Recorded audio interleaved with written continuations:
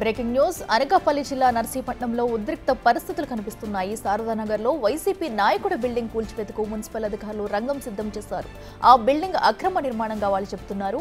అధికారుల తీరును మాజీ ఎమ్మెల్యే ఉమాశంకర్ గణేష్ తీవ్ర స్థాయిలో మండిపడ్డారు.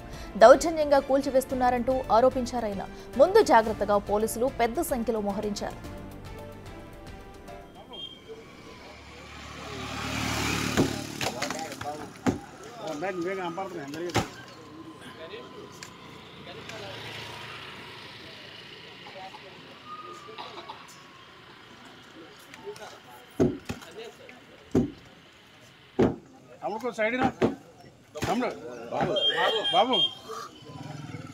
మా రిక్వెస్ట్ ఏంటంటే 2 రోజులు మీరు అడిగారు కనుక ఒక రోజు ఫోటో సాయంత్రం వరకు ఇవ్వండి. తీసుకుంటాడు ఎలా కొడేస్తారు తెలుసు. ఇప్పుడు సుమారుగా 4 నెలల నుంచి ఒత్తిడి, స్పీకర్ గారు ఒత్తిడి ఈ డిపార్ట్మెంట్ అంటున్నది. ఎందుకు నాకు అర్థం కావట్లేదు. స్పీకర్ గారు అలా చేస్తారు. ఇప్పుడు మంచి చేయాల్సి పోయి ఇలా ఇల్లు కొట్టుకుంటూ పోతుంటే స్పీకర్ గారు మేము అంటాం, అధికారులు ఎక్కడ మేము అంటలేదు సార్. అధికారులు ఎక్కడ మేము కామెంట్స్ ఎందుకంటే పైనుంచి ఒత్తిడి ఉంటే తప్పదు, మీరు కూడా చేస్తారు. ఆయనకు ఉండాలి స్పీకర్ గారికి. ఈరోజు ఈ అసెంబ్లీలు స్టార్ట్ అవుతున్నాయి. స్పీకర్ స్థానంలో కూర్చుంటాడు, అక్కడ కూర్చొని ఇక్కడ ఆయన పోతాడు, ఇక్కడ నచ్చిపట్టలు ఇది ఆపరేట్ చేస్తాడు. అంత దారుణం సార్. ఆయన మీద బోర్డు ఆశలు పెట్టుకుంది. నియోజకవర్గంలో పెద్ద పదవి వచ్చింది కదా, మంచి చేస్తాడని చెప్పి ఆయన అనుకుంటుంటే ఇలాంటి చిల్లర పనులు చేస్తున్నాడు ఆయన పోతాడు. మా రిక్వెస్ట్ అది సార్, టైం ఇవ్వండి. ఈ రోజు మధ్యాహ్నం వరకు సాయంత్రం వరకు ఇవ్వండి. సామాన్లు తీసుకొని లేబర్ని పెట్టినట్టు ఆయన తీసుకుంటారు. మా రిక్వెస్ట్ మీరే బతకాలి, మీరే సంపాదించుకోవాలి, మీరే ఉండాలి. ఎంతకాలం ఉంటావు? వయసు అయిపోయింది నీకు. అప్పుడే 70 చిల్లర వచ్చింది. అయ్యన పత్రు ఎక్కడున్నావు చూడు. కంగారు రాలేదు, వదిలిపెట్టే పని లేదు నిన్ను. అది మాత్రం గ్యారంటీ. ఉండండి మీరు. పక్క చేయించాలి కదా ఆయనకి. పక్కది కూడా చేయించమనండి. పక్కదే ఆలు అమ్మితే మీరు కొనుక్కున్నారు ఆ రోజు. ఈ రోజు నా కుటుంబం కాబట్టి, నా అన్నదమ్ముడు కాబట్టి మీరు తీస్తున్నారు. వాళ్ళు రమ్మనండి. నా ఆస్తుల మీద రమ్మనండి. ఆ జోలికి రమ్మనండి. చంపేమనండి లేస్తేనే.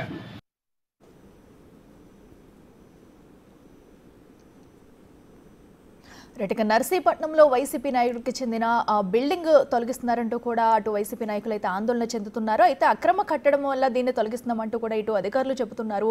ఈ నేపథ్యంలో కూడా అక్కడ ఉద్రిక్త పరిస్థితులు అయితే తలెత్తాయి. ఇదే అంశానికి సంబంధించి మరింత సమాచారం మా ప్రతినిధి రాజు అందిస్తారు. రాజు, చెప్పండి, మరి ఇది నిజంగానే అక్రమ కట్టడమా? ఒకవైపు కూడా అటు వైసీపీ నాయకులు కూడా టైం ఇవ్వండి అంటూ కూడా వారు కోరుతున్నారు. ఒక డీటెయిల్స్ ఏంటి?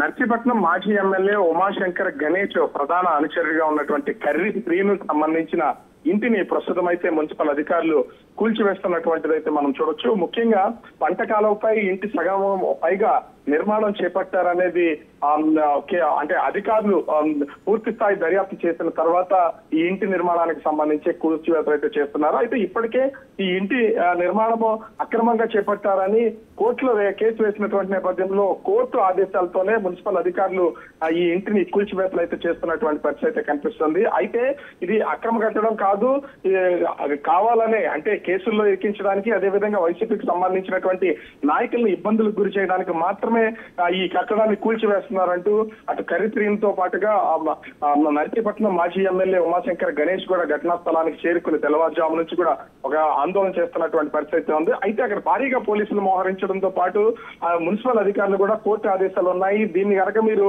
వ్యతిరేకిస్తే ఖచ్చితంగా శిక్షార్హులు అవుతారని చెప్తున్నటువంటి నేపథ్యంలో అక్కడ కొంతమంది కూలీలను తీసుకొచ్చి ప్రస్తుతం బిల్డింగ్ కి సంబంధించి కూల్చివేతలు అయితే జరుగుతున్నటువంటి పరిస్థితి కనిపిస్తుంది. అయితే ఇది కేవలం గతంలో కూడా ముఖ్యంగా ప్రస్తుత స్పీకర్ గా ఉన్నటువంటి అయ్యన్న పాత్రుడికి సంబంధించినటువంటి ఇంటి నిర్మాణాన్ని కూడా ఇదే విధంగా వైసీపీ అధికారులు ఉన్నప్పుడు కూల్చివేసినటువంటి ఘటనలు అయితే చూసాం.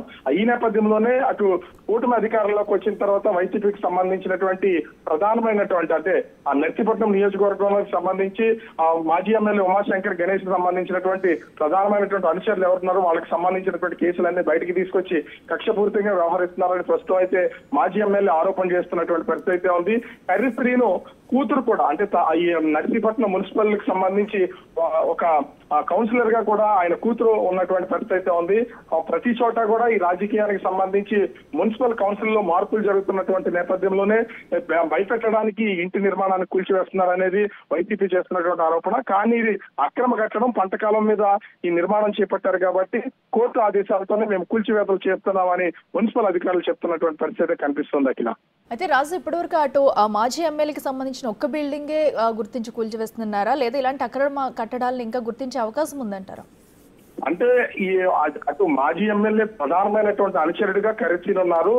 ముఖ్యంగా చూస్తే అటు మాజీ ఎమ్మెల్యే ఉమాశంకర్ గణేష్ కు సంబంధించినటువంటి ఏ విధమైన కట్టడాలని ఇప్పటి వరకైతే అటు మున్సిపల్ అధికారులు కానీ పంచాయతీలకు సంబంధించిన అధికారులు కానీ ఎక్కడ ఏమీ గుర్తించలేదు. కానీ ప్రధానమైనటువంటి అనుచరులు వైసీపీ అధికారులు ఉన్నటువంటి సమయంలో అక్రమాలకు పాల్పడినటువంటి వాళ్ళు ఎవరున్నారో వాటిని మాత్రం ప్రస్తుతం అయితే గుర్తిస్తున్నటువంటి పరిస్థితి కనిపిస్తుంది. మాజీ ఎమ్మెల్యే ఉమాశంకర్ గణేష్ కి వీళ్ళ ఫాలోవర్స్ గా ఉన్నటువంటి వాళ్ళందరినీ కూడా కొంతవరకు సెట్ చేసి పెడితే కొంత బలాన్ని తగ్గించవచ్చు అనేది ఇక్కడ చూస్తున్నటువంటి పరిస్థితి అయితే ఉంది.